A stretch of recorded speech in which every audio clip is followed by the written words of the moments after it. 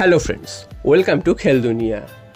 আজকে সকালেই শহরে এসে পৌঁছেছেন টম এবং বিকেলেই তিনি কিন্তু মোহনবাগান অনুশীলনে এসে যোগ দিয়েছেন।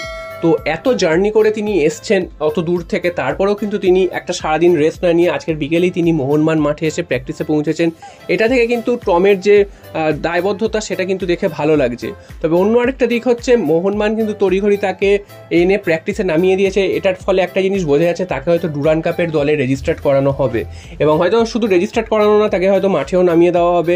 তো এখানে একটা প্রশ্ন আসছে যে এইরকমভাবে প্লেয়ারদের নিয়ে এসে এতদিন পরে লেটে নিয়ে এসে হঠাৎ করে একদিন দুদিন একটু প্র্যাকটিস করে তাকে সরাসরি মাঠে নামিয়ে দেবে, এটা কতটা যুক্তিসঙ্গত সেটাও কিন্তু একটা প্রশ্নের বিষয়।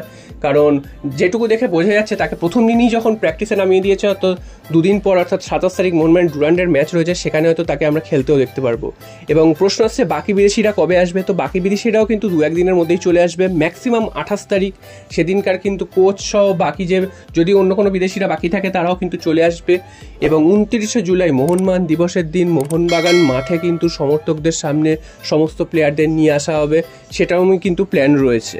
তো এখানে কিন্তু প্রথম ম্যাচটায় হয়তো জুনিয়র প্লেয়ারদের সাথে এই টম খেলবেন এবং তারপরের ম্যাচেই হয়তো আমরা দেখতে পাবো যে বাকি বিদেশি এবং স্বদেশি প্লেয়ারদেরও কিন্তু মোটামুটি ঘুরিয়ে ফিরিয়ে খেলানো হবে।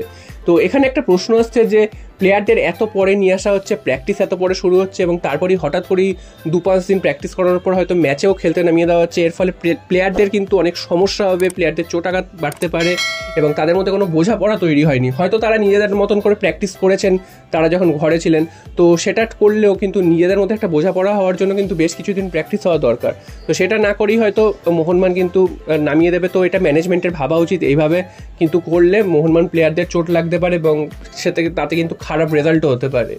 আর অন্য একটা খবর হচ্ছে মোহনবাগান কিন্তু সহকারী কোচ হিসাবে মলিনা তার পুরো স্পেন থেকে কিন্তু স্কোয়াড আনছে। সহকারী কোচ কিন্তু তিনি নতুনভাবে নিয়োগ করেছেন এবং সমস্ত পজিশনে কিন্তু সহকারী কোচ নতুন কিন্তু মলিনা নিয়ে আসছেন। তো এটাও একটা খবর। আর সবশেষে চলে আসি কলকাতা লিগের খবরে। সেটা হচ্ছে কলকাতা লিগের মোহনবাগান অগাস্ট মাসের যেসব ম্যাচগুলো রয়েছে তারা কিন্তু তাদের ঘরের মাঠে অর্থাৎ মোহনবাগান মাঠে কিন্তু খেলবে। এতদিন আমরা দেখেছি যে মোহনবাগান বাইরের মাঠে খেলছিল, কারণ মোহনবাগান মাঠে কাজ হচ্ছিল, সেই কারণে কিন্তু মোহনবাগান নিজেদের মাঠে খেলছিল না।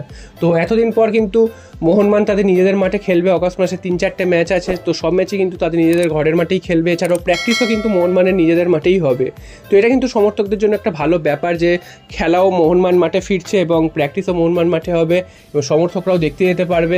এটা একটা ভালো জিনিস। তো দেখা যাক, মোহনবাগান CFL একদমই ভালো রেজাল্ট করতে পারছে না, নিজেদের মাঠে খেলা হওয়াতে মোহনবাগানের ভাগ্য ফেরে কিনা সেটাও কিন্তু দেখা।